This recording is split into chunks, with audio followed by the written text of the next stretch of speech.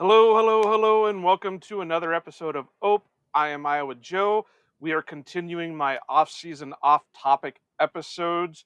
This week, I figured I would crush some of those rumors that we didn't get along and actually bring on this guy where it's just me and you know where we just hate each other and all that. Uh-huh. So I decided to bring Dusty Evely on to kind of quash those rumors and have a conversation about music. Dusty, we were kind of catching up a little bit before the show on nobody's sick this time. No. Nobody's, we're not dealing with any trash buckets and stuff like that at hand. And so Well, thankfully, everyone might not be asleep at the moment, but yeah, there's no flu outbreaks or whatever was happening the last time. So thankfully, we're good on that front, brother. I'm excited to talk. I was gonna say talk ball because that's my go-to.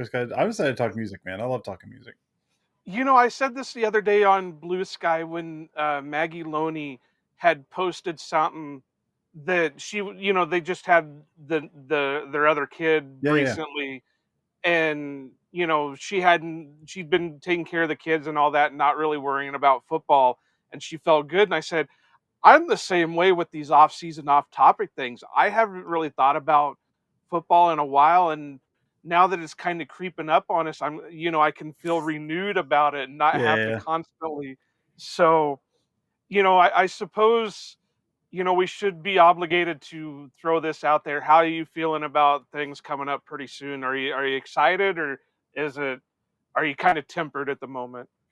Yeah, no, I'm excited. I mean, I am. It's with what I do, off season's always a little weird in terms of like trying to find stuff to write about, right? Like it's tough because it's how many times can you revisit the same plays, and then I'm trying to like look forward, but we're still you got the draft class and all that. Like I love kind of looking forward to that stuff, but I get to a point where like I love the thought experiment stuff of this stuff, but Right. I love more like I'm ready for this to be done being theoretical. Like I want to watch football again. So I'm excited about it. I think it's going to be a fun season. I think it's going to be a good season. I'm really excited about this team overall. But like, yeah, it hits a point. I used to take like a month off from writing after the Super Bowl, and Right. I don't do that anymore. And so I get to a point where I'm just going to burn out. So right now I'm just going to burn out. I don't want to look for a topic every week. I want football to start so those topics that I already know I can just do because like I've got that system down. Yeah. So I'm excited, man. I think it's going to be a fun season. Where are you sitting with this season? Like I said, I really haven't thought about football until, seeing the camps just around the corner, and I think in a couple days the rookies report and all that stuff. I'm jacked for it right now because I'll be going up again in August. So I'm hoping to I, I think I've figured out now that they've released the scheduled dates that I'll be up there for one open practice and then one of the joint practices, or the lone joint practice. Yeah. So I'm ready for it. I thought maybe I would be like burnout just from being up there from the draft because that was a lot of people to be up there around. It's a lot of people up be up there. Well, and like everybody always says, well, how many people were there? And it's like 200,000. Oh, yeah, yeah, yeah. But then people don't realize I've lived in a town of 900 people all my life. Well, it's also like you're used to going. I mean, I live in a town with 6,000 people, so bigger than yours. But I've been in this area for like 30 some odd years at this point. But even beyond that, just the Green Bay area, Yeah, I've been to enough games. You've been to enough games. Like that area. You go to practices. I've got my routine, man. But you're capping out at like 77,000. There's more people than that, like around the stadium. But yeah, you yeah. whatever capacity 77, 79,000. Like we're talking three times more people than that in A that area. day. So like, dude, I was stressed out about parking and all kinds of stuff. Like they pulled it off really well. But Yeah. yeah, you're talking about like not even just like what you're familiar with in your day to day, but just the game day experience. You're talking like three times more people than you generally see in that area. Like it's a different experience. It's just a different experience. And because I've been trying to do health stuff lately, I have a step tracker on my phone. In just those 3 days, I did almost 20 miles of walking. I believe it, man. We did one day and I felt like my legs were gonna fall off. So kudos to you for doing all three. But, well, I've always said that if the draft was gonna be in Green Bay, no matter if I had to quit my job and go up, I was gonna be there one way or the other, and when they announced it, I had plans, like, the year that they announced it, I was making plans to go up. but I kept as the closer we'd get, I would keep changing my room accommodations because I'd find one cheaper over here, and this one's a little bit closer, this one's a little bit nicer for the same price. So I didn't finalize my hotel accommodations until like the week before, and I was No. able to get like a last minute one in Appleton. So it was, it was a little bit of drive, but not horrible. Yeah, And we stayed in Sheboygan. I think we did the same thing. We booked like a week and a me and my brother went up. We booked like a week and a half at a time, and we stayed in yeah, Sheboygan, and it was just like that's where we stay anyway when we go up for games. Like it didn't matter that much. really. But I was like, what's the traffic going to be like? Like it really wasn't that bad. We got up there early enough. Like it wasn't that bad. Like it was. We had a great time, dude. The first night, the first day for me was the bad part with traffic. But the thing that pissed me off is you knew the event was going to happen, so they had construction work going on the road. They sure did. What?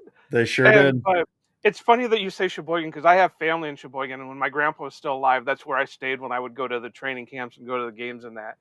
Had I wanted to drive the near hour back and forth on it, I Yeah. probably could have stayed there for free, but it's like, "No, I wanna be a little bit closer because I don't wanna be that dead Well, each and night." that's the thing. We only did it one day, and that's an Yeah, hour closer for us to get home. So that's our go-to. If we were up there for 3 days, we would have looked for something closer, I think. But the fact we were just doing one day, we got there super early. We didn't have to worry about a second day. We just stayed an hour out. But for and more of than course, that, we would have stayed you closer. you avoided me at all costs, so, it just So, man, there was people like I was trying to meet up with that I was like, there was like a handful of people that were like, "Hey, can we meet up when we're up here?" Like, listen, man, we'll try, we'll try. I ran into Peter Bukowski on the street, like just at a random happen chance, and we were able to hang out with him for a little bit. I met up with a couple people. There's some people that I was like, "Listen, man, we're gonna try, we're gonna try." There were so many people. Even yeah, like trying to figure out how to get out of like the thrall was tough, man. So yeah. it would have been I cool. had I think a there was a lot of people I would have liked to seen up there. It was just it was once we found a spot that was like we had chairs, like, okay, we're not moving. That's and where see, we I are didn't now. even bring a chair or anything. What I did is and I know we're supposed to be talking music, but this was so fun, and I love talking about it because it's like a once in a lifetime Mhm. experience to do it. But you know where the pro shop is?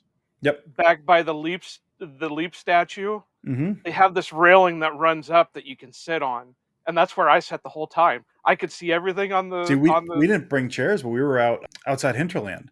We happened to walk up and they had tables and chairs out there, and it was Oh, me and my really? brother, and we just there was an empty chairs, and like we got there at noon. This was around 5, and there's Yeah. food trucks there. And we're like, we're gonna sit here for a few minutes. We're gonna rest our legs. We're gonna like get some food, and then we're like, how about we just stay here the rest of the time? So we just stayed there the whole time. Well, that's what I said. I just sat there. Eventually, I did go in and get a on night 2, I had to go get a blanket because it got so friggin' Yeah, chilly that yeah. I had to grab a blanket, and while I was in there, I decided, well, I'm gonna buy one of them little seat cushions, make my ass feel Yeah. a little bit better. But I was in the perfect spot. I could see the jumbotrons. I could hear everything being announced. So, I just sat there and I did. It was so funny that once the Packers were on the clock, everybody like crushed in there. Yep. But the minute the pick was called, it was like a mass exodus. Oh, it cleared out. Yeah, yeah. So once that happened, I went down a little bit closer because I had a friend and her son that was in there that got pretty damn close. They were in that walking where they had it barricaded off, Oh, yeah, where yeah, they would walk down and all that stuff. So she got right there on the fence. So once everybody kind of cleared out, I went down and met up with her and then the next day I did the same thing because that one was even funnier because after the second round pick, that's when they did the mass exodus. And I was like, did you guys forget there's a yeah. third round? We got a whole other round here, man. Everyone was like, third round pick's gonna suck. We're not sticking around for it. I don't know how this goes.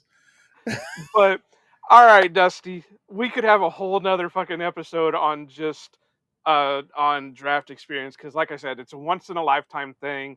Hopefully they get it back up into Green Bay again within our lifetime that we can go up Oh again yeah. and do it. But what we're here to do now is talk music. There's Yes. there's a couple things Dusty is known for on social medias. One is his obvious breakdown of plays and Packer content. The other one is his horror movie love, and his third thing is his love for music. And even though I don't share some of the similar things Dusty does with like remembering records and and stuff like that.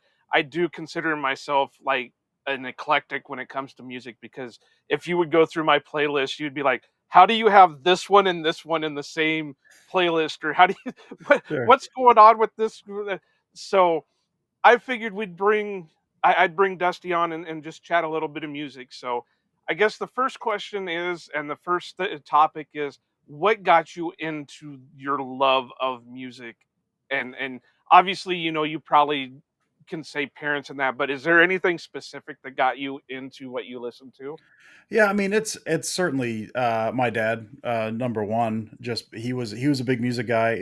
I mean, he is still alive and still into music. He is a big music guy.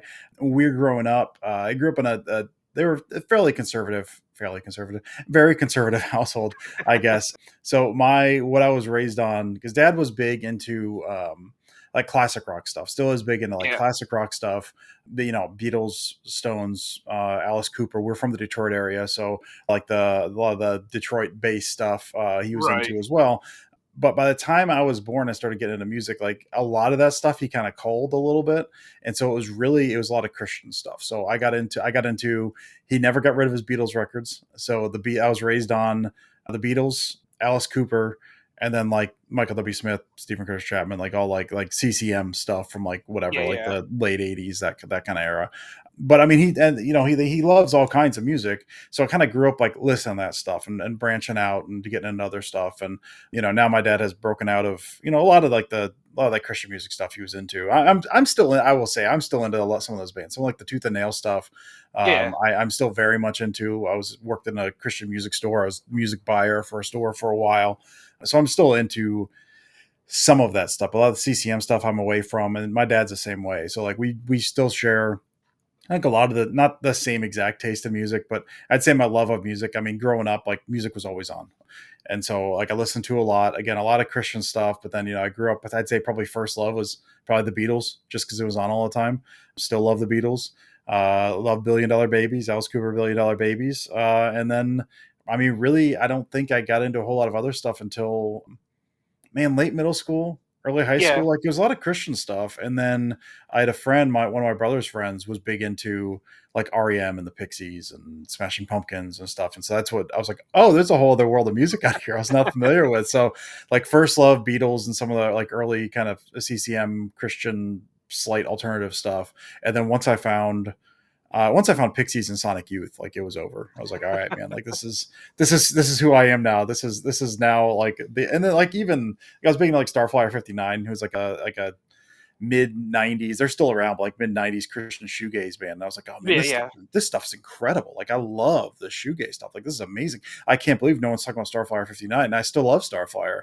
But I was like, oh, My Bloody Valentine's doing this stuff like 7 years ago. Like it's just so once I kind of got away from that and got another music, like it's kind of falling in love with new stuff all over again. But that's my roundabout way of saying I kind of started down a path. That's what got me my love, and then I kind of like renewed love in middle school, probably when I started finding some other stuff I was not overly familiar with. And I mean, radio was big at that time, so Yeah, yeah. listen to a lot of radio stuff, and then just my taste have kind of evolved and grown a little more insular at times over that. But I still try to keep my finger on the pulse of like new stuff. I try to listen to as much new stuff as possible. And for any of the kids that are listening, radio is the thing we had before you could select which Yeah. music which Yeah, radio songs was you like wanted. it was like a Spotify like pre-made playlist that Spotify gives you, except like you had no control over anything. That's and And then every now and then sometimes people would talk about it. and sometimes throughout the day, you heard the same song like 5 different times, so you just went with it. Dude, man, like Breakfast at Tiffany's by Deep Blue something. I heard that song 3,000 times and not a single one of them was my decision. And I'm kind of the same, well, not with the Christian music stuff, but my mom was horrible about, not horrible, but I mean, it was just constant that anytime she got in a car, the radio was on. Yep. Whether it was with the cassette or hell, we had cars that still had like 8 track and that in it. And so whether it was that or the radio or whatever was playing, she always had something going. And it ranged, a lot of it was what, oldie stuff, from the 60s and that, and then some country and that. But And then my dad was the same way when he was out in his shed. Or I remember being little, and he'd have a little radio thing set up in his shed when he was out there doing stuff, and he'd have stuff playing. Or and then not that I know much about it because it was all before my time and all that. But dad was actually a musician. He was in the Oh, nice. bands in high school and that.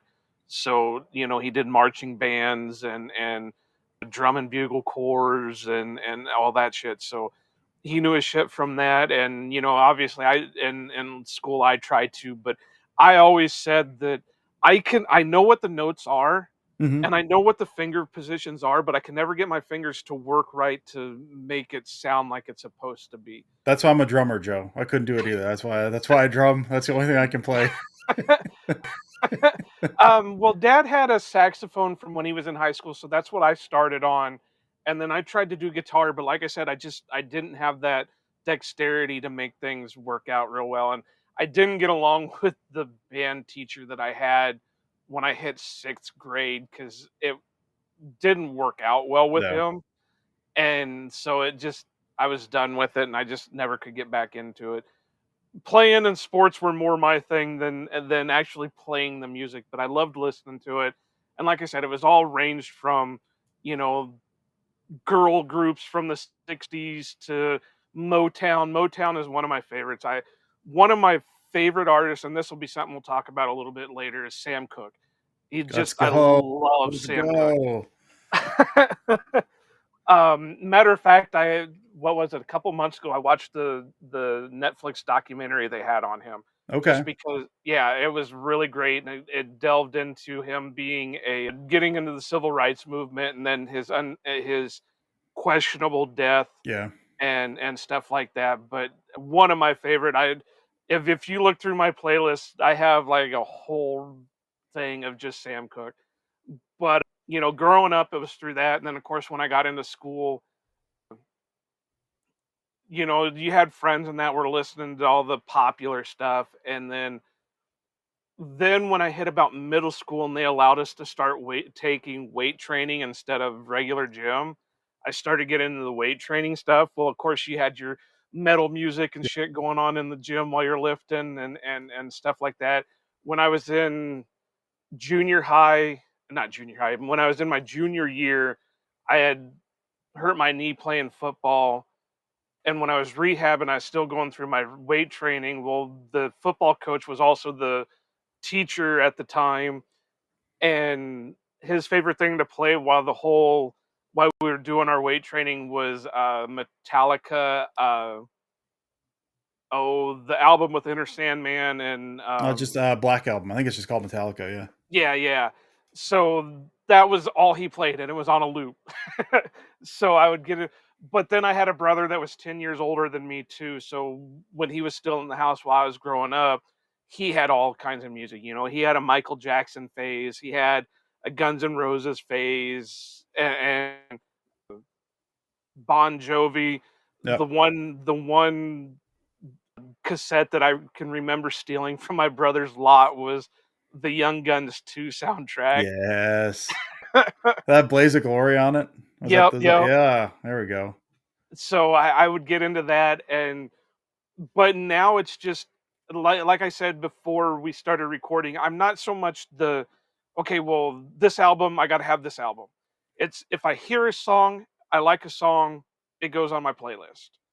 If I hear a song, I like a song, it goes on. But if I hear a song, don't like it, I don't. Now, so like that's where I sit with things. Is just I grew up with a lot of different musical things, everywhere from everything from, like I said, the 60s to when I was a kid, more modern stuff. Yeah. Now I'm finding it's getting harder to get into a lot of this more modern music. So now I'm Oh getting man, you got the old. feeling of what my parents did. I still have my love for things, but it's just like, I tried to listen to that Chapel Roan. I was like, Oh, I man, love her. I I love can't. her. uh, I was like, "What is going on here? Am I that South Park? episode where everything just sounds like shit. Yeah. No, you are. I mean, I think it's it's that for me for like different genres. Like I can still get into like modern pop stuff. I like Chappelle Roan. I mean, Miley Cyrus has been doing some really good. Like she's put out a new album. Like the Miley Cyrus stuff is cool. For me, it's been hip hop. For me, that's when I Yeah, was like, I think I'm old because I used to be really into hip hop, and still, it's still like some of the old school stuff, and like out. I listened to Outkast the other day. Like I love like their that Outkast stuff. Early Outkast is great. And then I try to listen to. I've got a friend of mine that is will text me occasionally. Hey man, listen to this, listen to this. And it's Future, Young Thug. It's all distorted, and it's like the mumble rap stuff. Travis Scott yeah, is another one where it's like this all, and that's when I was like, this all sounds the same. And I'm like, when did I get to be 80 years old? Like there's still stuff that I like, but yeah, a lot of the, and I'm sure I'm not delving the deeps. I probably should be. Like the cool kids are still out there, and the cool kids I like quite a bit still, but like that, like some of the modern rap stuff, a lot of like, and I guess it's like the popular stuff. It's all mumble rap. I can't. yeah, It's not that I can't understand what they're saying. That doesn't bother me too much. I got a lot of stuff I don't know what people are saying. It's that like it all kind of sounds similar to a certain extent, and yeah, I can't. That's when I was like, oh, this is the thing for me. Like modern pop, I'm cool with. Modern rock, I'm cool with. A lot of modern hip hop, like I guess it's just the current state of it. yeah. It's like this isn't for me, but this also isn't made for me, and that's okay. Right, right. Yeah, and I think that's my thing with pop. I've never really been big in pop. I think I've gotten more into the pop that when we were kids, now that I'm adult, just from the nostalgia Yeah, factor yeah, and the yeah. and the and the music factor. But a lot of the newer stuff I have a hard time with because and I know this is gonna make me sound really old, and I'm not super old. Listen, I you just heard turned what I 39 just a said. couple weeks ago. I'm way older than you are, just based on the way this is going. So you say what you need to say, Joe. Um, but it seems like they're more direct in what they're talking about in the music anymore.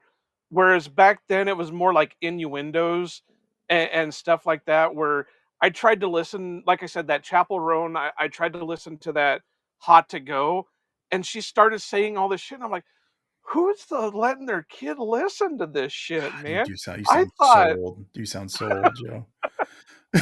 but then when you would go back and listen to like, the Britney Spearses and the Christina Aguileras, they were talking the same thing, but they were using innuendos more than they were just Brother, being I saw Christina Aguilera music videos, man. There's nothing subtle about Christina well, Aguilera. no, Like, but come on now. now the music videos are different.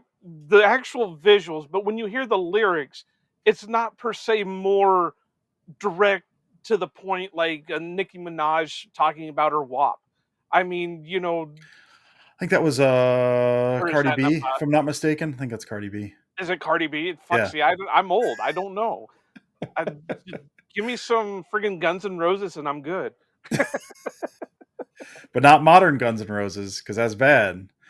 You know, I have to give it to them. At least they're getting along again and they're producing shit. I I think mean, I gotta Slash is give not right. Like Slash, I don't think has come back. Slash has been coming in and out with them. They Okay. they had a run there for a little bit where Slash was back touring, but he's always had his own kind of band where Yeah, what's yeah, his yeah. name? Miles Kennedy.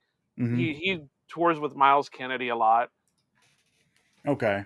Yeah, I So knew for a while they had that big falling out because I think Slash was not back for was that Chinese Democracy, the big one when like their big reunion one. I think Slash was yeah, not he in for wasn't that. back for that one. That Yeah, was Buckethead.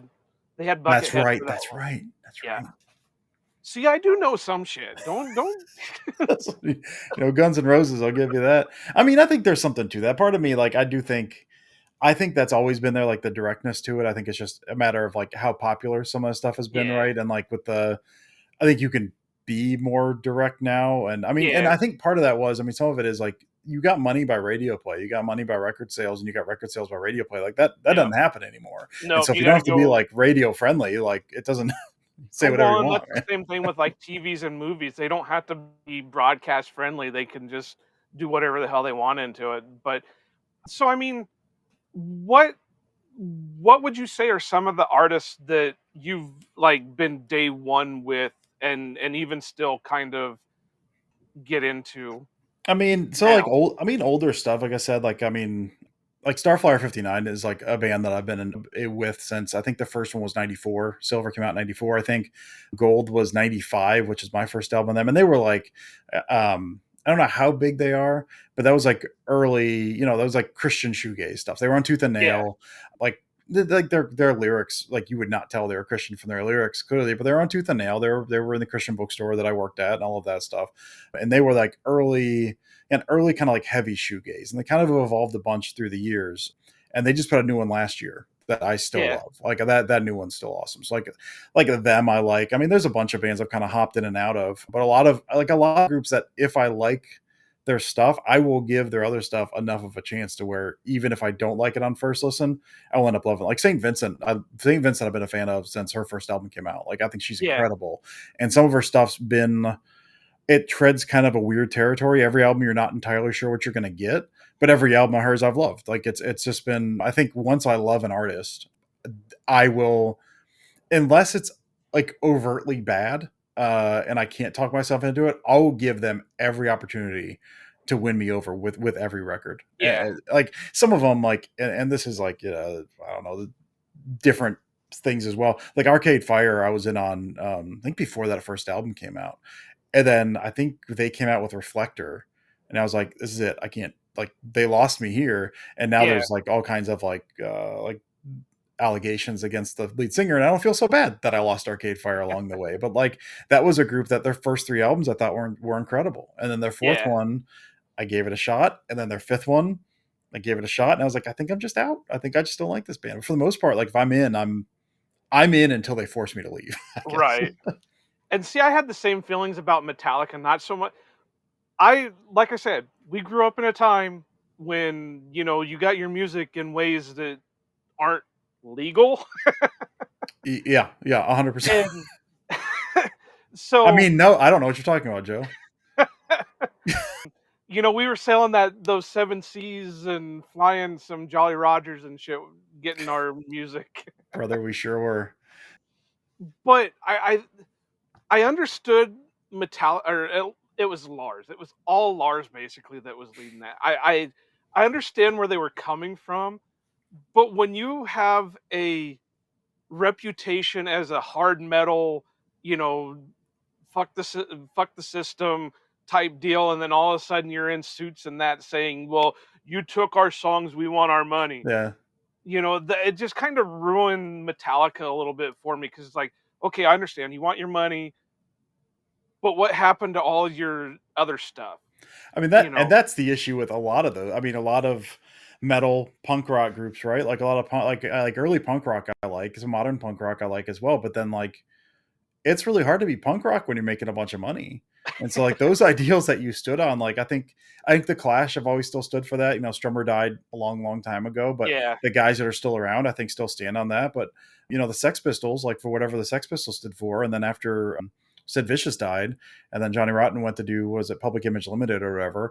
You listen to him talk now, you would never know he was like on the cutting edge of punk rock. Like it's just yeah, you've got all these ideals, and man, like, yeah, we don't like the system and all of that. And then it's like, well, now the system's giving you money, so you're supportive of it. So it's real hard to be anti-establishment when the establishment's the one making you rich. Like it's something I've certainly had to come to terms with at times, where like all these guys are playing a role to a certain extent. Not yeah, to say that like no one believes the stuff they believe, but like Metallica, I fell out of because like some of their stuff was bad, and then that yeah. I last mean, album they did was good, and so like I like the last album. I just yeah. What was the album that they came out with right after that whole thing went down? And I tried to listen to it, and I think one, because I was so salty over what Lars was doing, and two, it didn't sound great. I can't think of what it it is. wasn't it was I don't think it was Garage Inc. It was the one Saint Anger. I think it was Saint Anger. Saint Anger sounds familiar, Yeah. yeah.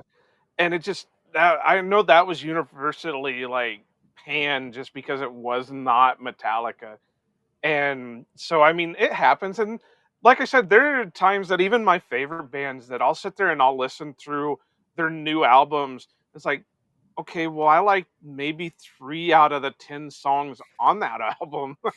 It's tough You with some of them. I mean, because you do get to a point, it's almost like like an actor that's been around for so long, Yeah, like, like Nicholson and some of the later Nicholson stuff, like he's incapable of playing a character at a certain point. He's just playing himself. So like if a yeah, band's been around that long, I mean, I mentioned St. Vincent. That's what I love about her. She's constantly reinventing herself. Like she's yeah, remarkably talented, but she doesn't rest on, like, she's just an insane guitarist. And there's some albums she doesn't play guitar on. Like she's constantly looking for that next thing. Like what is she yeah, chasing? Whatever she's chasing, I'm on board with. So it's this constant reinvention. But a lot of artists, if they're just kind of making the same album a whole bunch, at a certain point you're like, I mean, I could listen to the new album, or I could listen to the album I like better that came out 10 years ago, because it's all roughly the same at this point. So I mean, yeah, it is, I do get to a point with some artists where you're like, yeah, okay, I like the new one, I'll just go back and listen to the old one. Like it just yeah, since there's a yeah. comfort in that, I think. Right, and there's nothing wrong with just listening to the old stuff anyway. Because I No, no, no. mean, you Yeah. know, you gotta do it at some point because those lyrics stay in your head. You gotta belt it out while you're driving down the road and Mhm. and, Mhm. stuff like that. The shower music. Mhm. Mhm. So, what are you kinda hardcoring now for? I mean, it depends. It depends on the mood. I mean, I was looking over like recent albums I've been listening to. Like the new Lord Huron came out yesterday. Big fan of them. I've loved them since the start. Was the Lonesome Dreams, I think, was the first one. That's another band that, like, they've got a core sound, but every album they're doing something different with that, and I really Right. like that. That they sound like themselves while not sounding like themselves. So that one, I mean, I've not fully ingested that one that just came out yesterday, but I really like that one. The St. Vincent one from last year, like I'm still all on that St. Vincent one from last year. The new Lucy Dacus, like a huge fan of new Lucy Dacus. She's up and down for me. She was in Yeah. Boy Genius as well, but she's been hit or miss. But this new one's incredible. Someone turned me on recently to Hotline TNT. I think it was Okay. a Wisconsin band. They put out one 2 years ago that was really good, and they just came out with one about a month ago. Raspberry Moon, I think it's Raspberry Moon. That's really really good. Like I love that one. And so I'm jumping, like Japanese Breakfast put out a new one. The new Deaf Heaven came out. I'm not huge into metal. My older brother's a big metal guy, and so he's been slowly working on me. He lives 2 streets away from me now, so he's slowly working on me to So get he more into has, like, the metal. big subwoofer out, and he's just blaring it, "Dusty, you need to listen to this he one." he doesn't, but like he will absolutely be like, "Hey, listen to this," and it's always like, "Is this metal?" He's like, "Yeah, it was Devil Wears Prada is the new band he's into." So I was like, "Is this Yeah. like the movie?" And he was like, "Kind of," but they didn't know it was a movie. So he's getting me into metal. So like I've got my record on. He just gave me the record behind me, which is a Me Without You live album. So like I've been trying to get more into that. Some August Burns Red, the new Deaf Heaven's incredible. Big Me Without You guy. So I mean it's kind of it's whatever. I kind of try to dip into older stuff still. There's times where like Yeah. it's been 6 months I've listened to Sergeant Pepper. I got to fix that. And even like Josh Ritter's got a new one coming out. I love Josh Ritter, and so I've been going back through like some of his older stuff as well. Yeah. Kind of prep myself. But I'm kind of, it depends on the mood, I guess. I still will like all I want to listen to for a while is Phoebe Bridgers, and so I'll just listen to Phoebe Bridgers for a while. So it just kind of depends on where I'm at. The job I work, I'm at my desk all the time, and Yeah. I can't do podcasts because it's constantly, I've got to jump on calls, or it's a lot of Yeah, yeah. thinking through problems or responding to emails. So listen to new music all day for 8 hours. So I ingest a lot, and some of that hits and some of it doesn't. But I've been lucky that I've been able to kind of get on a whole bunch of stuff, whether it's good or not. I take in a whole lot of stuff, man. And see, with me, it's opposite. When I'm on the job, I can't listen to music because I've gotta be able to have an ear. If I'm doing my patrol, I've gotta be able to hear my radio. So I'll listen to podcasts because I can hear I can hear the radio Yeah, while somebody's just talking more so than if I hear, the guitar solo is going at that moment, and somebody's calling me on the radio or whatever. If I'm sitting at my desk, I can do either or, but it's just a lot easier to pull up. Like, that's how I got into a lot of the, like Game On Wisconsin's oh yeah, and Don and Matt with the Hey, we like your pod and that is because they were on while I'm sitting at work. So it's just a lot easier just to pull that up than it is to try.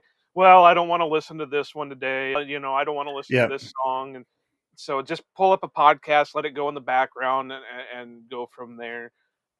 But I mean, I got to say, you're into it a lot more than I am with stuff. But I listen to.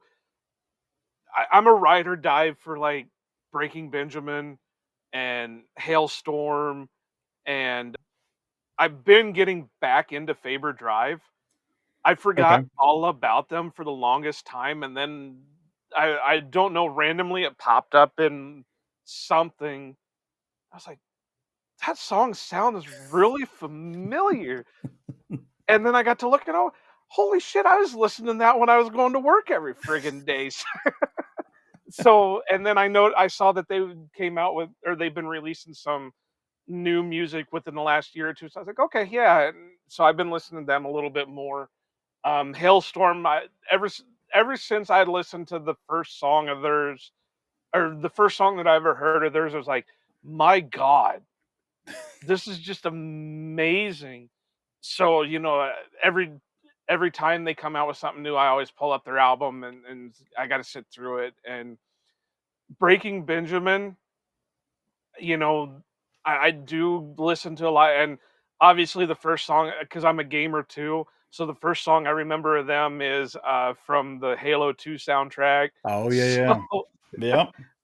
um, and then I've listened to a lot, I went back and listened through some of their albums and stuff like that, and I know they released something just last month or so I gotta get back into listening to them a little bit more, but honestly, the way I find a lot of my music is going through and watching some of these TV shows, because it's like those Yeah. people go through and like randomly select just like the most obscure music that people don't really listen to, or it's like friends of theirs or something, and it'll go into an episode and it'll pop. And what was the latest song that I got? Because I went back to do a re-watch of one of my favorite shows, The Flash, and it's like, "Oh, man, I forgot about that song, but that's like a banger." I think that's how I Um, found, Perfume Genius was on yeah, closing credits of a, man, I'm blanking on it. It was a really bad Netflix, werewolf show, like, years and years ago with Bill Skarsgård in it. I am blanking on the okay. name of it. I Yeah, think I watched 3 episodes of it, but the closing credits of one of them was a Perfume Genius song, and that's how I got into them, was like, "Okay, that rules." Like, that episode was terrible. I'm never watching this show again, but that song's good, so I it just was try to "Sweet find Sweet a music wherever Fight" you by can. Yonaka, Okay, okay. and I was like, "Man, that's like a," and it really pumped you up because it was like like a big fight scene, and it's like, that really, so now I listen to it in the car, and it, like, pumps myself up to get to work, like, I'm gonna punch somebody in the mouth. I like that you can like I mean so many I'm sure you're the same way, like so many memories of mine are like tied to music. You listen to a Yeah, song and it reminds you of the place you were, who what you were doing. yeah. I think of Starflyer Gold or Beck's Odelay of a very specific summer and what I was doing that summer. I like that you have taken this song that like reminds you of like a fictional thing that you're like, yeah, this is the fight. Yeah, this is like you got that too. You find that stuff in the Well, movies and there's and another TV one, because shows. one of my other favorite shows is Psych, and there is a Yes. very comedic fight scene during Romeo and Juliet, and it's towards the end of the fight, and James Roday Rodriguez is trying to fight this ninja, and just to hold him off until somebody gets there, and it's, "Dope Nose" by Weezer, and every time I listen to that song, I cannot help but giggle or whatever, because it's just the most hilarious fight scene you've ever wanted to see, and so I do relate to that, but I have kind of the same thing where I'll hear a song, it's like, "Oh, yeah, I was out doing this at that time," or, "This was when I was in college, and I was listening to this, this, and this," Yep. and so, like, I am big into Slash too, on top of the Guns N' Roses, so I listened to Velvet Revolver for the longest time, Nice. uh, uh, That first and album then ruled. I can't remember much else about it. That first album was I dynamite. think they only did 1, because I don't think it was too long after that that, Scott, oh, what was his last name? Yeah, Stone Temple guy. Yeah, I'm blanking on his name. he overdosed, so it wasn't too long after. I don't Yeah, and think they like they were kind of able to make a second one. reformed. I think they reformed Stone Temple as well for an album Yeah. or for a tour or something in that meantime as well. Yeah, that's gonna. I Yeah, should I know that. think I they should know broke his up name. because he couldn't stay sober, Yeah, and I think Slash was going through his sober phase, so he's like, "We can't have this."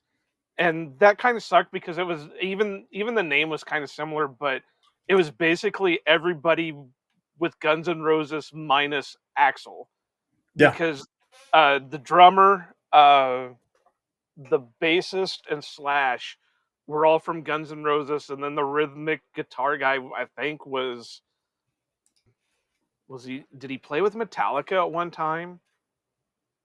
I can't remember. Like I get confused. It was Scott Weiland, by the way, Scott There Weiland. you go. Yeah, I was get because I think Velvet Revolver and like Audio Slave came out around the same time, and yeah, Audio Slave was what was that was I can't remember who that was. That was Rage, but with Chris Cornell, I think, if I'm not mistaken. Like it was because I think Zach De La Rocha left. I think it was basically the Rage Against the Machine guys with Cornell. I think that was after Soundgarden broke up, and so it was like okay. these two weird hybrid super groups that were basically the backing band of a band and another lead singer from another popular band. I think both. I remember, I think Velvet Revolver and that first Audio Slave album like came out around the same time. I remember it And was you know, very it's like it's crazy very how strange. yeah, and it's crazy how that stuff works because then Hinder booted their lead singer, and then it was like the singer from 3 Days Grace went over and Oh sang yeah, with them yeah, for a yep, little bit. yep. And then so it's like they're already these well-known bands and they're just swapping guys in and out. It's like, okay, as long as you're producing good music, I don't Listen, really care yeah, one as way or long the as it's other. good, dude. I mean, there's some bands. There was a Christian emo band called Further Seems Forever. I don't know if you know Further Now Seems that's Forever. kind of There, an oxymoron, isn't it? Christian and emo. you can still be angsty, man. I mean, again, it was the same thing. They're on Tooth and Nail. Like they weren't like truly like a Yeah, Christian band, but they're on a Christian label. That first album was God, was it Chris Caraba who did Dashboard, and so it was like he did the first Dashboard album, then he joined Further Seems Forever, and then he did the second Dashboard album that took off, and so he left for Dashboard Confessional. So the second album was Jason Gleason. I can't remember what band he came from. After the yeah, second album, he left. After the third album, for the third album, it was the guy from like Census Fail. So they put out like 3 or 4 albums. It was the same backing groups, was a different lead singer, and it was amazing how much that sound changed. Just you're dropping a different lead singer in the mix. Nothing else yeah. changed. Every album dropped. It was a fun little experiment over like a 3 or 4 album span there. Yeah, and some of them just can't work because, like I said, I was kind of big into Hinder. I loved a lot of their stuff, and then they dropped their lead singer and picked up the other guy, and it's like this is just he just doesn't have the voice that the other guy does. I mean, he's got a good voice. It's not the same. So Blink did I that guess too. Blink 182 did that as well. yeah, but he kind of went off the deep end. Well, he So did, but he was always kind of off the deep end. But then they dropped in. I'm blanking on the dude's name that came in, and they put out a couple albums with him, and like it sounded really good. And that still kind of sounded like Blink, but was less whiny up front. Like the vocals were slightly different. Which I think he's off with the aliens somewhere. So listen, you he's know, he's big advocate, big pro alien advocate. I see you, brother. um, but I just and like I said, I'm just here for good music. I want to listen to some, and there's one thing that well, there's a couple things that I really try to avoid at all costs anymore. But so the question is, what kind of music can you just say no to? Like I will say this, and my wife will make fun of me. Like country music, I can't do. Like, and it's a fine line with some of it, but like folk stuff, folk to me is different. Yeah, Even some like country tinge stuff I can do. Like I live in Kentucky, man. Like you got to tolerate that to some extent.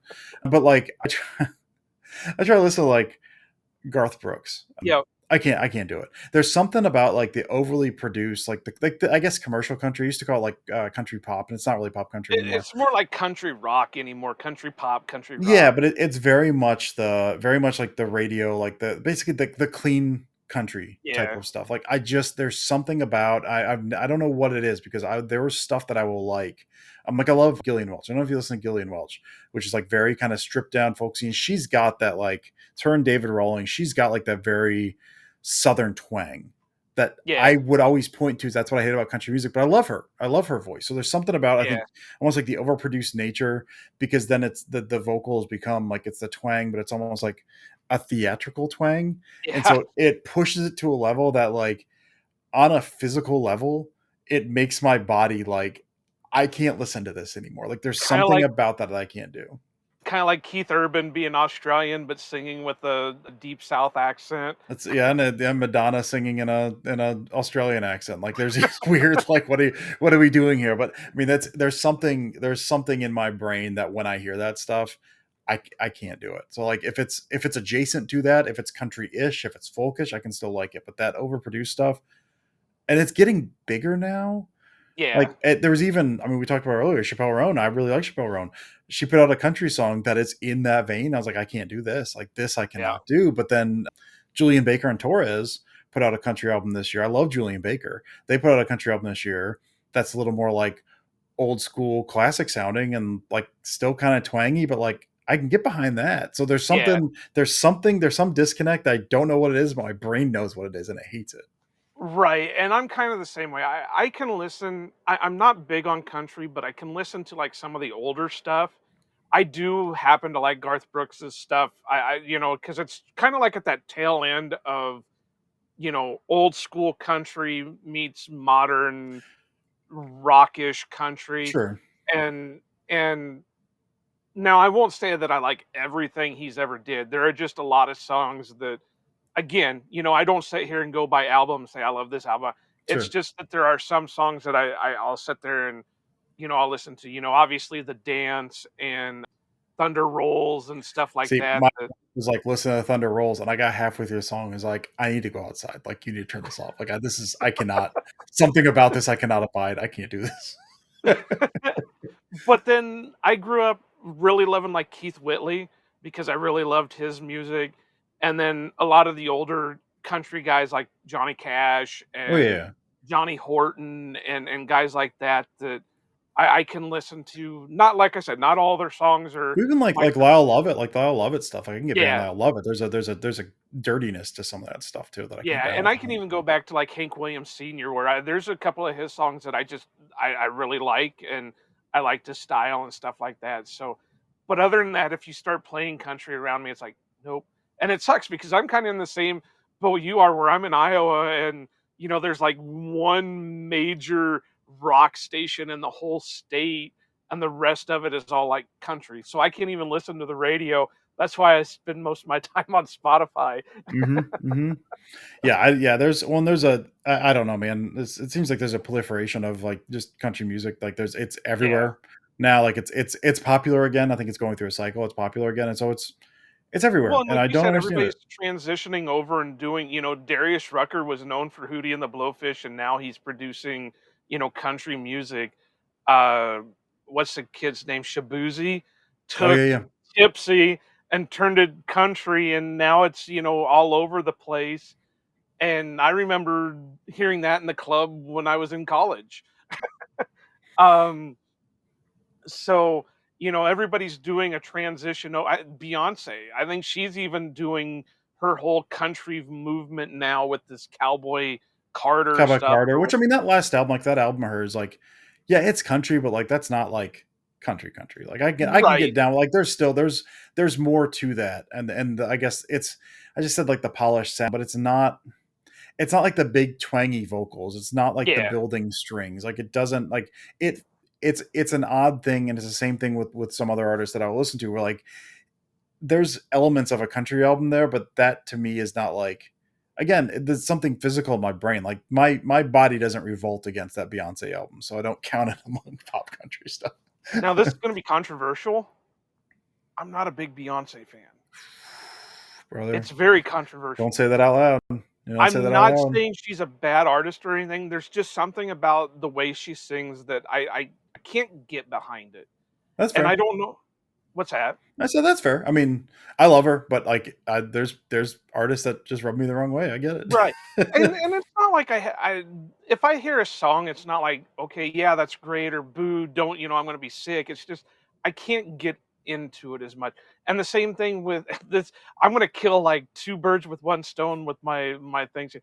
I'm not a big Taylor Swift fan either.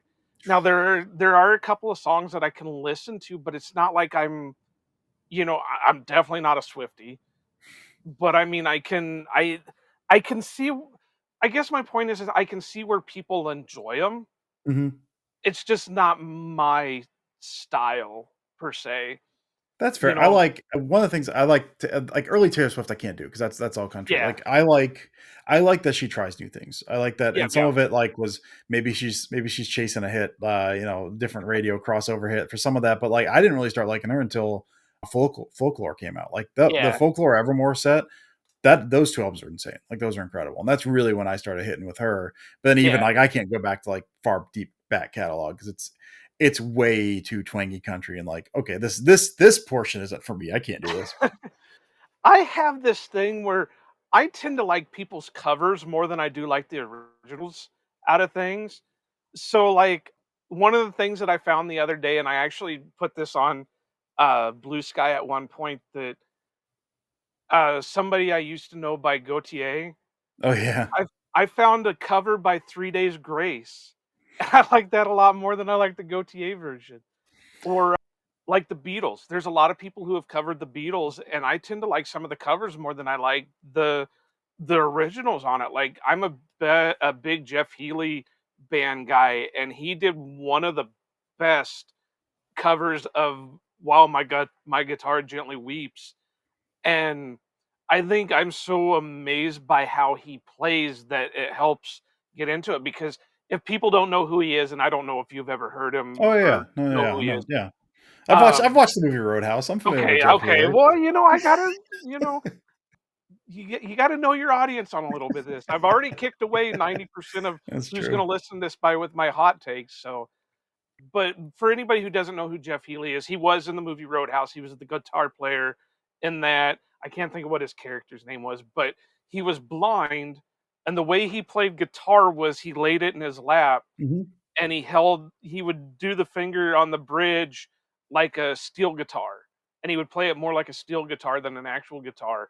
And I could honestly put him in easily like the top 5 guitarist of that time period, just because of how well he played the way he played. Yeah, yeah, it's slide blues stuff. Yeah, he was because I think the first Healy thing I ever heard, he had a big hit in like late '80s, early There's '90s a or couple of something. them. There's Lost in Your Eyes and there's Angel Eyes. Angel Eyes is the one I'm thinking of, and Yeah, so I knew Healy from that, and I was like, okay, this is like pretty generic radio pop stuff, right? Like it's just like it's a radio ballad, it's whatever. yeah, And then when I actually heard like his other stuff, like, oh, okay, this dude can play. Like this man is talented. I thought it was just oh this is a yeah. guy like Eric Carmen or something. He's gonna pop up and drop a radio hit. You'll never hear from him again. But that dude can rip, dude. Yeah, and he was like I said, if you had to put him in that, I'm gonna give him that era. He's probably top 5. Now you might leave him out of the top 5 if you put like all time,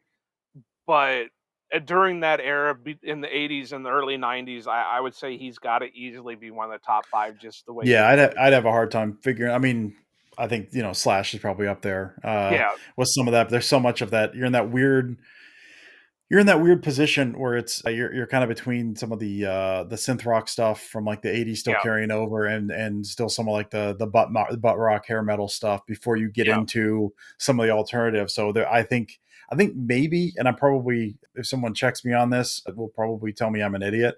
Probably fairly slim pickings for that era. I would imagine just there weren't a Uh, ton of like. I mean, like there's still some of those same like metal guys hanging out. Like but you what's had his guys name? like Stevie Ray Vaughan who Vaughn could was play. around, I guess. Who's Um, the Yangwi Melstein or whatever? I yeah, can and never then of remember course you his got name. Clapton that was running Yeah, I around at guess that time with. Steve Vai's running there, right? Steve Vai's in Yeah. that area. Yeah, I am an idiot. You Oh, called me on real time. You're right, Joe. I mean, I mean, you had guys during that area, but it's not like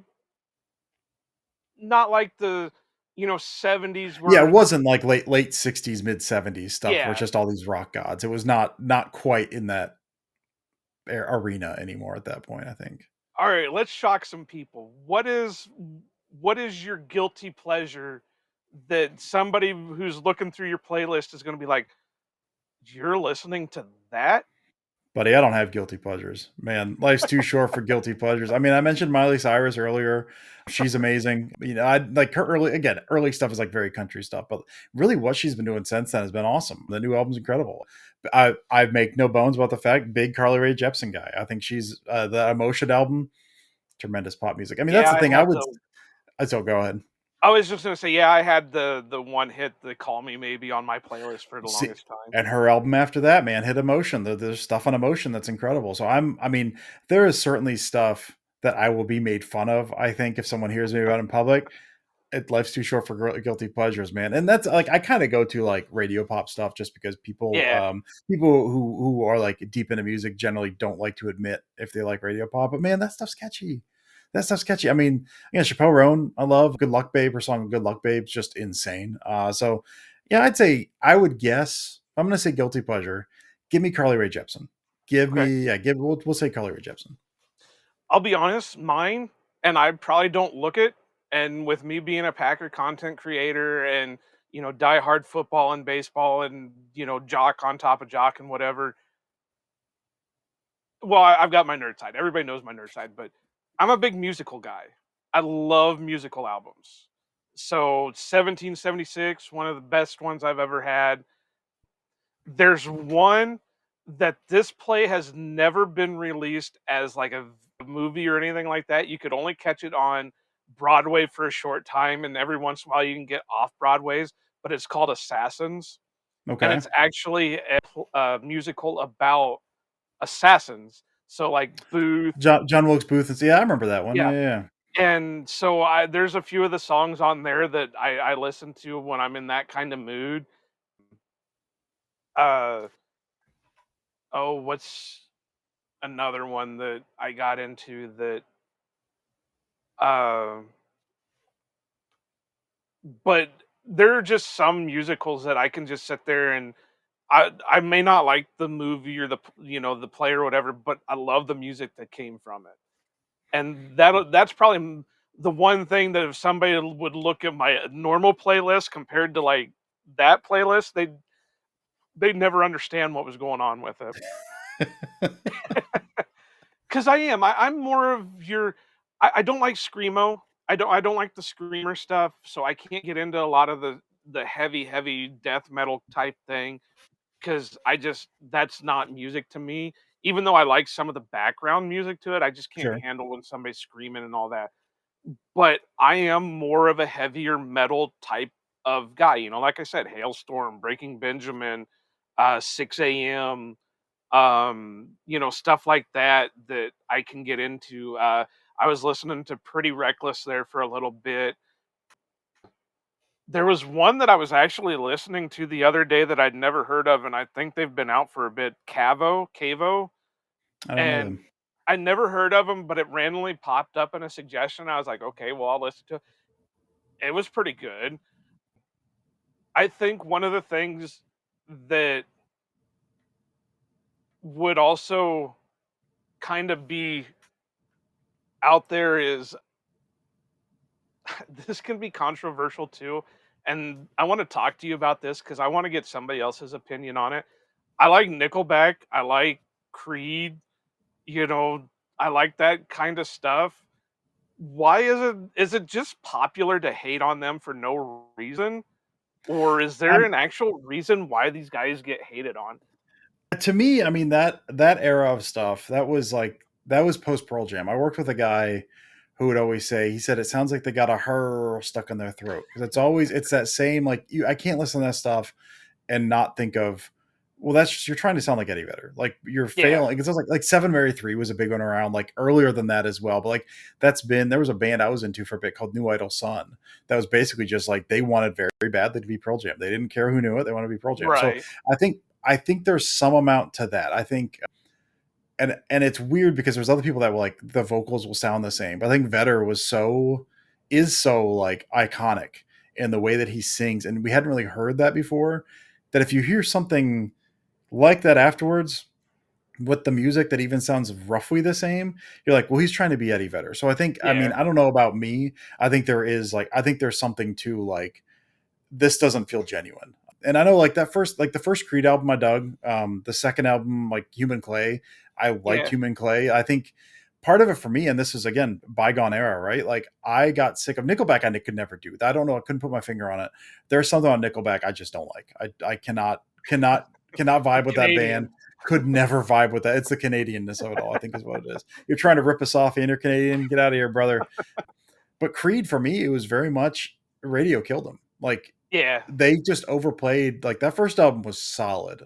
My Own Prison was great. That was I very much enjoyed it. I've not listened to it in forever, but I really liked it. Human Clay. I mean, that because I was Arms Wide Open and What If, and there's a handful of Higher. songs on the Higher was on there that they just played in the ground. They were in everything. You couldn't go into a store and not hear it. And so for me, like there was that, and then like they kind of got too big for their britches, and Stapp kind of crashed out. And then I Yeah. think that third album was bad. And so I don't, and I might be wrong on this. I might be misremembering. I don't know that I don't remember anyone hating Creed until that third, roughly around the time that third album came out, because I was kind of sick of it. Stapp was kind of at that point was kind of making like a general nuisance of himself. He was starting fights. He was showing up to shows drunk. The third album sucked, and that's when. And so they've become like a laughing stock since then. But dude, those first two albums are solid. Like if you can get Yeah. past some of like the Higher and Arms Wide Open and stuff, some of the cheesiness and getting overplayed, some of the guitars on Human Clay are like, I mean, are great. I fell off of them. Stapp then tried to make, this is kind of maybe lesser known. Stapp tried to make a career in the Christian music industry. He put out a Yeah. Christian music album. Well, That's if I terrible. remember right, It's terrible. didn't they start out as a Christian band? So they were not on a Christian label. I was working in a Christian bookstore at the time. They were not on a Christian label. They were pegged as a Christian band because of some of the lyrics in the first album. They happened the same thing. The Gotcha. same thing with that first Collective Soul album. And then they tried to get it into Christian bookstores to expand the audience, but Christian bookstores wouldn't carry it. But there was kind of that, are they Christian, are they not? There are Yeah. some lyrics in there that could like kind of say, you know, this is godlike or something. Maybe they're referencing God, but it was never overt. It was just kind of it was a time, all Christian music has been like this, where if there's something that feels like it could be Christian-ish, the Christian group will try to claim it because they're like, look, we're cool. We got this on the radio. Like Yep. that's, and so I think that was Evanescence. Actually, I think Evanescence, that first Evanescence album, I think was on a Christian label, if I'm not mistaken. But that was like this, anytime something kind of bumps up against Christianity tries to claim that as theirs. So I think that's what happened with Creed. And then they distanced themselves from that. And then Yeah. Stapp tried to come back to that after Creed kind of crashed out. Now, you just mentioned Evanescence, and I've kind of got a love-hate thing for Evanescence. That first album was dope, dude. I like their music, but I've got a story behind it. Okay. So I had a friend for the longest time that used to be in a band, and they got to the point where they were traveling and they were like uh, the lead act for some of these bands, and they were actually going to be the lead act for Evanescence. They were promised $1,000 to do it. They went out on stage, they did their set, they did all that. They didn't pay them, Yeah. and Sounds about right. so ever since I heard that story, I was like, man, that's really fucked up. So I still like a lot of their music, but then I think you couldn't have paid these guys $1,000 after selling millions and millions of these things. So I try to keep in mind with some of that, like that's probably management. That's probably Evanescence management that didn't pay him. Like I try not to hold it against the band unless someone from the band was like an out and out jerk. But well, they said that they didn't get along with a couple of the guys in the band. The guys in the bands were kind of like high nosing them and stuff like I believe that. it. So I don't know about her. I don't remember what he said about her, but I do know that he mentioned that a couple of people in the band were not. I mean, I think after the Right. first album, I think they kicked out the guitarist because he was he's a jackass. So I would totally believe, 100% believe that. So what do you? And we'll wrap up here pretty quick, but I do want to ask, what's kind of the most obscure music that, or something that nobody has probably ever heard of, or if they have, it's not really, it's not mainstream, so to say.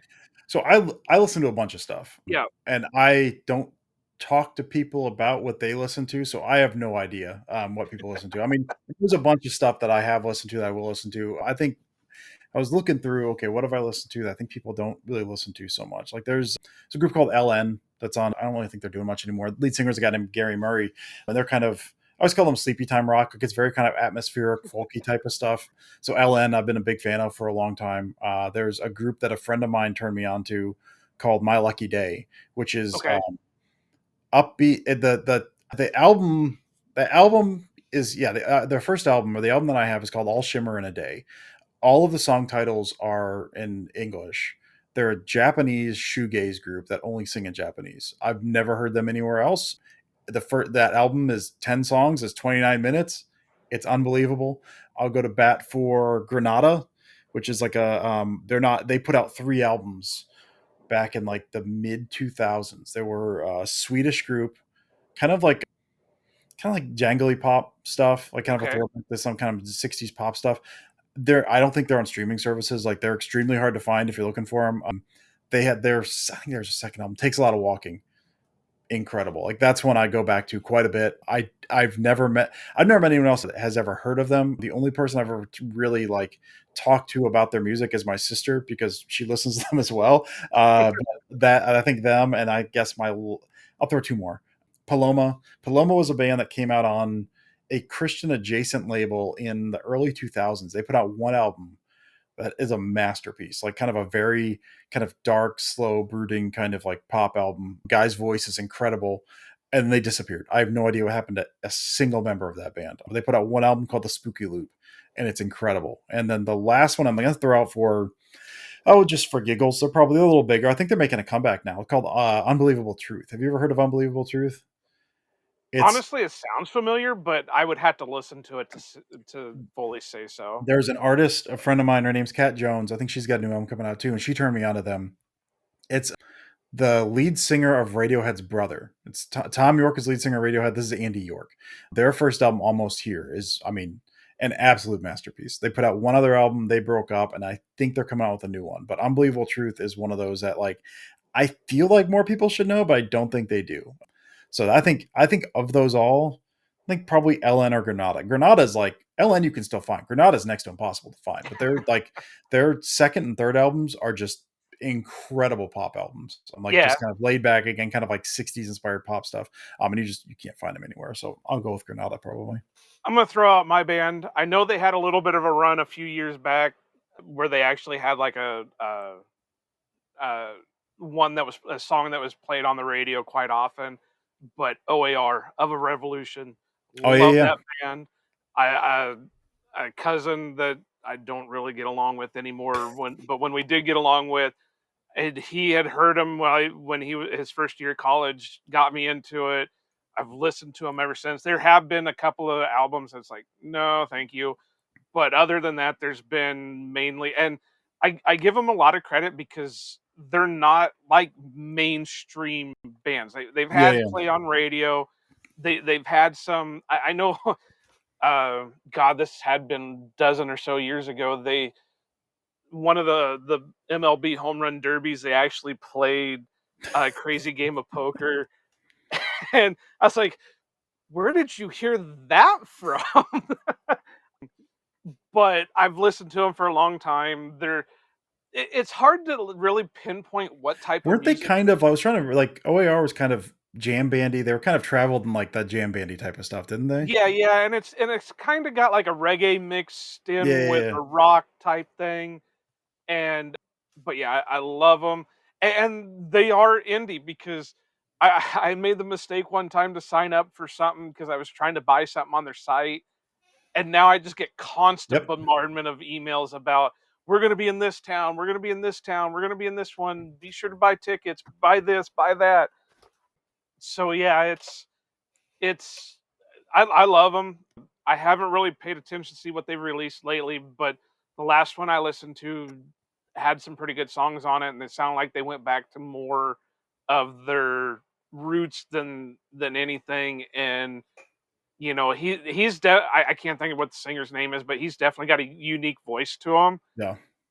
So, but yeah, and obviously they've got saxophone in there, they've got all this, so it's an unusual arrangement of instruments they've got Mhm. in there, but it all comes together and it sounds really good. So we'll kind of wrap up here, but I gotta ask, what would be you're gonna have this is a common question when coming to like football and stuff like that. Mhm. You get to have dinner with 3 people ever, musical wise. Sure. Who are your 3 people? Oh man, number one with a bullet. I don't even think about it, is Tom Waits. Like he is, I've been able to see him live twice. His music, if you've not listened to Tom Waits, if you've not listened to Tom Waits' catalog, it is an insane journey. Just an absolutely insane journey. So I'll go Waits. Which I'm gonna go with someone you mentioned earlier. I'm going Sam Cooke. Sam Cooke, one of the best voices ever. His Yep. album Night Beat is one of my favorite albums ever. That's like very stripped down. It's like basically at a club at night Yeah, is yeah. the vibe they wanted. It's incredible. So I'll go with him. And oh man, I'll go. Man, I'm going Paul McCartney. I'll go Paul McCartney. Okay. Love the Beatles. Just that, where they came from in terms of, because you get to talk with him about, it's basically the history of music, man. Like you get, I mean, the history of pop music anyway. Like the from the early beginnings, from like a cover group doing their skiffle group as a skiffle rock stuff to like becoming the biggest band in the world. And I'm saying Paul because George was kind of quiet. Ringo, I think Ringo he's always kind of said like he's just kind of been along for the ride. And I feel like Lennon would just be very, very annoying. So Oh, McCartney is, definitely. I've You read know he enough. wouldn't go anywhere without Yoko. Oh man, I've read enough books on Beatles. I've read enough Lennon interviews to know like he was an interesting man. To have a conversation with him feels insufferable. So I think That the McCartney, stuff you has get the come out history of that. about him that I wouldn't be able to sit in the same room with him Oh, because oh, a hundred yeah, percent. Like post even like I read a book recently called Solid State that was really, really cool. That was the recording of Abbey Road. And so you get all this like behind the scenes, like how they mixed it and all that stuff. And even then that was like I didn't know Lennon was not there for most of it because he got in a car wreck. And then yeah, when he was there, him and Yoko were like in a bed together because like his back was all jacked up. And then he's just doing heroin like crazy. And then post Beatles was like abuse stuff and everything. Like he was always a guy who struck me as like he is very talented. He also is like yeah. way too high in his own supply here. So McCartney, you get the kind of that leveled look. He seems very funny. So yeah, I think I'll go. That gives me a pretty good. I don't have any jazz guys in there. I almost want Miles Davis, but Miles Davis feels like just insane. Yeah, I'll stick with that. McCartney, Sam Cooke, Tom Waits. So of those, I guess only one of them's dead. All right. Hey, I got two that are still alive. I'll take it. So I'm gonna outdo you a little bit. I am gonna throw the Sam Cooke in there because, like I said, I'm diehard on Sam Cooke. When I was watching the documentary about Sam Cooke, and it makes sense after listening to a lot of his stuff. He couldn't hold a note. That's why you hear the warble. Hmm. You know, that's why he has the warble because he can't hold a long note. His voice just couldn't do it. So he came up with that warble to kind of extend it out. So Sam Cooke, whatever. That would be if I could have three Also, Sam Cookes. fascinating figure. I did not mention this. Fascinating figure in terms of like he fought to get control of the rights to his own music. No one was Yeah. doing it at that point, and like just his struggle for that, I think would be incredible to kind of talk through. Well, and that's kind of what the conspiracies say is how he ended up dead was because of a little bit of that. But I'm going to go way back. And Okay. I'm talking way, way, way, way back. This man has been credited with creating rock and roll. And no, I'm not talking Elvis for anybody listening. Robert Johnson. Okay. I've got to know the story behind Robert Johnson because that's where the whole Crossroads thing came from. Hmm. Because they he sold his soul to be able to learn how to play like he did, and he even had a how do you want to say it a death that is kind of quite a questionable death. Yeah, yeah, yeah. And he's actually one of the 27 club. He was Yep. 27 when he died, so you could probably list him as probably one of the first ones of the known 27 club. But his style, you talk about Sam Cooke's live album, the only thing we have from Robert Johnson is like scratched up Yep. record that was created in one night. And it's amazing if you can hear cleaned up versions of it. It's just amazing stuff. And so Sam Cooke, Robert Johnson, and I've been struggling with the third one. I'd love to throw Lizzie Hale in there just because you got to have a pretty woman in there at some point. Sure. But I'd love to have Jeff Healey in there just because I'd love to know his stories in that too. But man, just trying to go through and think about it. So, I'm going to go just to add a modern tone to it, so you've got like many different Yeah, yeah, generations. yeah. I'm just gonna go Ben Burnley, just because I think he'd be fun to sit down and talk to his story in that. So no, we'll change it back to Lizzie. We'll keep the modern stuff and we'll keep the prettiness with her. So because if you've ever followed her stuff on like social medias and that, she's like the true definition of the rock and roll, sex, drugs, and rock and roll stuff. Because that's just true definition of it. So women's lib, man, just gotta. she's she's really great with that stuff, and I love her stuff, her music, her voice.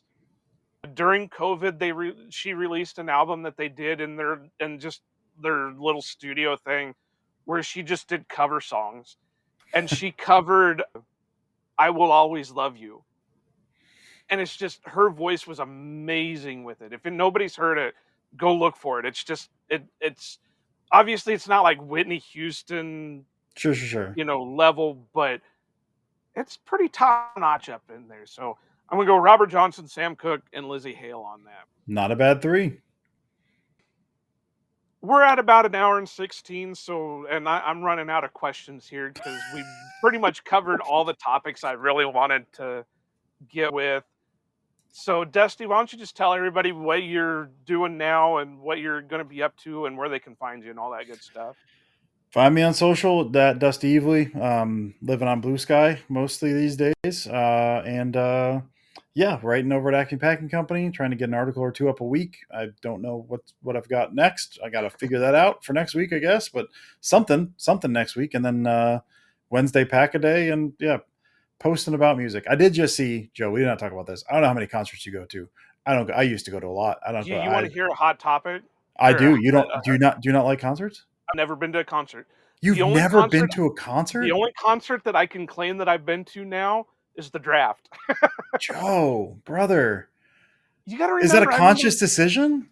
I'm not really. It's just in the area I'm in. There's not really okay. places that I can go to see things. The closest things are like 2-hour drives, and they're usually on nights that I'm working or something Oh like that. yeah.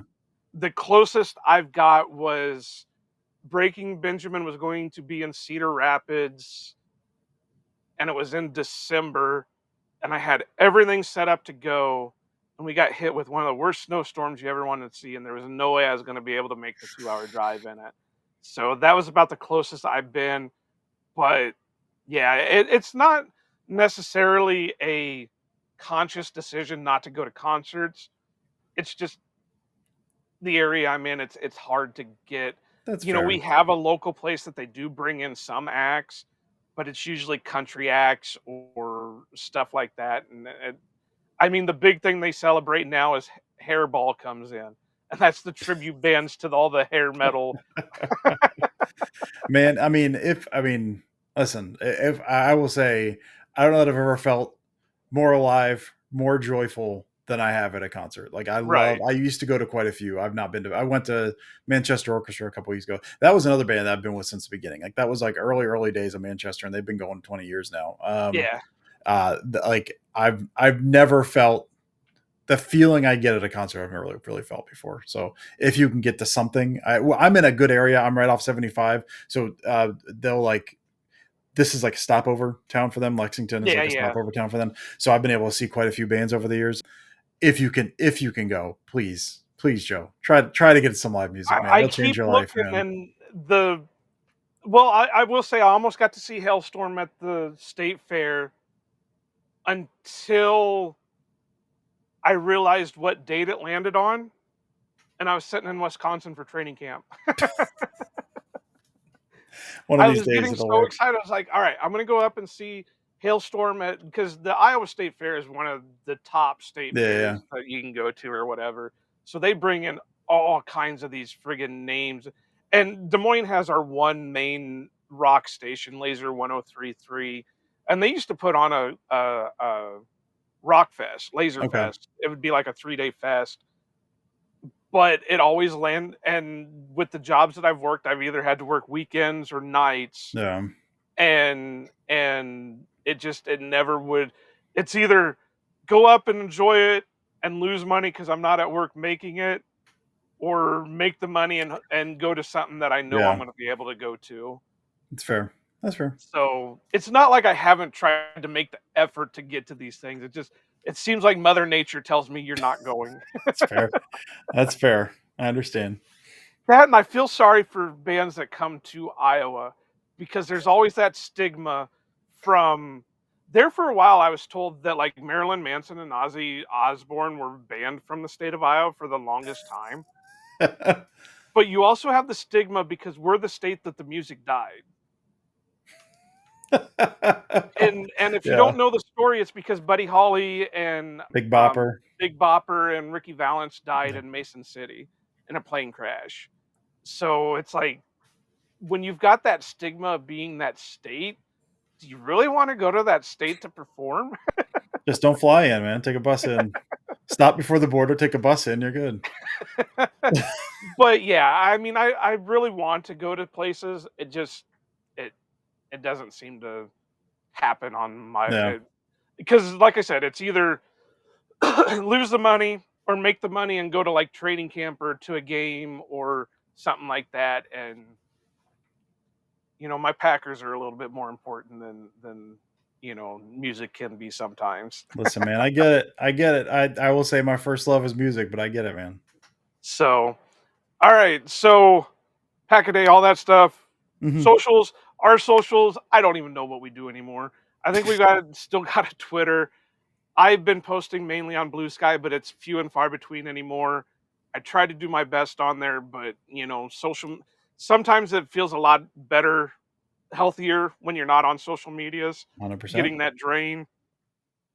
We are on Facebook. We are on Instagram, all that stuff. Follow, follow Dusty, like Dusty, subscribe Dusty, all that good stuff. Subscribe to us. I just talked to Mike the other day. We will be getting into Packer related content in 3 weeks. Nice. So kind of corresponding with training camps and all that. I've got a couple more interviews for the off season, off topic stuff.